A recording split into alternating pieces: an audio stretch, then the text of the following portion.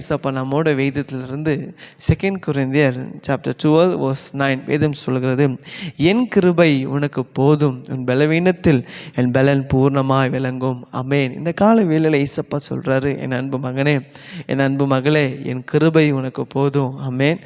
பாருங்கள், ஏசப்போட கிருபை பெரிதானதுங்க. அவரோட கிருபை நம்மை வழி நடத்துகிறதா இருக்கிறது. இந்த உலகத்தில் நமக்கு எல்லாமே இருந்தோம், பேர், புகழ், ஆஸ்தி, பணங்கள், அந்தஸ்து எல்லாமே இருந்தோம்.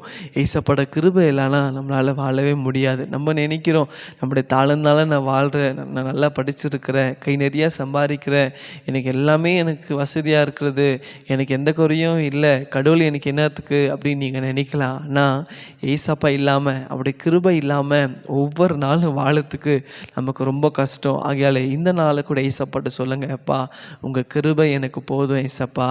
இது வரைக்கும் என் பலன், என் அறிவு, என் சுயம், என் பணம், என் திறமைன்னு சொல்லி வாழ்ந்து கொண்டிருந்தேன். ஆனால் ஏசப்போட கிருபை இல்லாமல் ஒரு நிமிஷம் கூட நம்மளால் வாழ முடியாது. பாருங்கள், இந்த பொல்லாத இந்த உலகத்தில் எப்போ என்ன நமக்கு நடக்கும்னு தெரியாது. நம்ம திடீர்னு நடந்து போயிருப்போம், இல்லை திடீர்னு வண்டியில் போயிருந்தாங்க, திடீர்னு ஆக்சிடென்ட் ஆகி கீழே வந்துட்டாங்க, திடீர்னு நல்லா தான் இருந்தாங்க, திடீர்னு ஹார்ட் அட்டாக் ஆகிடுச்சு. எவ்வளவோ நம்ம செய்திகளை கேட்குறோம்ல.